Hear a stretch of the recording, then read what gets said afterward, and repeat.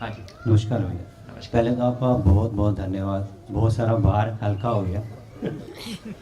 सबसे पहले जो एक द्वंद्व होता था, जो मैं अपने लिए देख रहा हूँ कि क्या सही है और क्या गलत है, हाँ। ये एक बहुत बड़ी प्रॉब्लम थी। एक तो मैं घर में सबसे छोटा, ऊपर से फाइनेंशियली अगर आप ना ठीक हो तो कोई आपकी सुनता भी नहीं।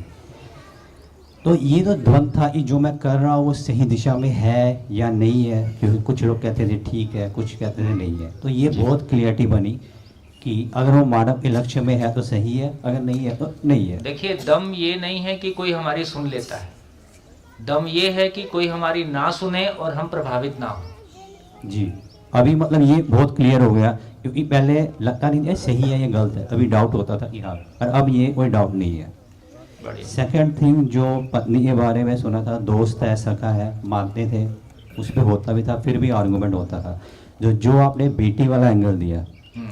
वो बहुत क्लिक किया कि अगर मेरी बेटी मेरे से ऐसे आर्गूमेंट करे तो मेरा रिएक्शन बस क्या हो। तुरंत सीट बदल लेने का।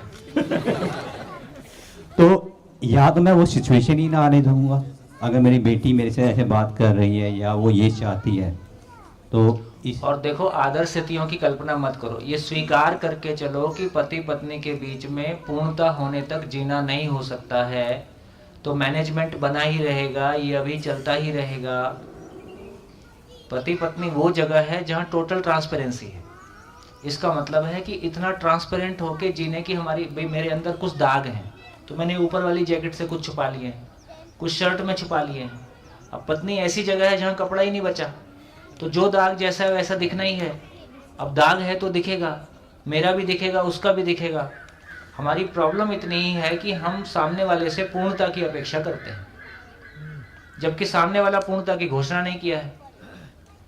तो बिना किसी सामने तो ये स्वीकार के चलना कि मैं भी अधूरा हूँ, सामने वाला भी अधूरा है, मुझसे भी गलतियाँ हो सकती हैं, सामने वाला भी गलतियाँ कर सकता है, और हम दोनों मिलके गलतियों से मुक्त होने का प्रयास करेंगे और पूर्णता को पाने की कोशिश करेंगे। तो जब तक हम पूर्णता के अर्थ में दोनों मिलके पूर्णता को नहीं पहचानते और पूर्णता के लिए कमिट नहीं होते, उस अर्थ में एक दूसरे के सहयोगी नहीं होते, तब तक तो ये उपद्रव होता रहेगा, कम और ज़्यादा। तीसरा जो मेरे अपने लिए है कि मेरी ड्राइविंग सीट पे अब मैं बैठूंगा। हाँ।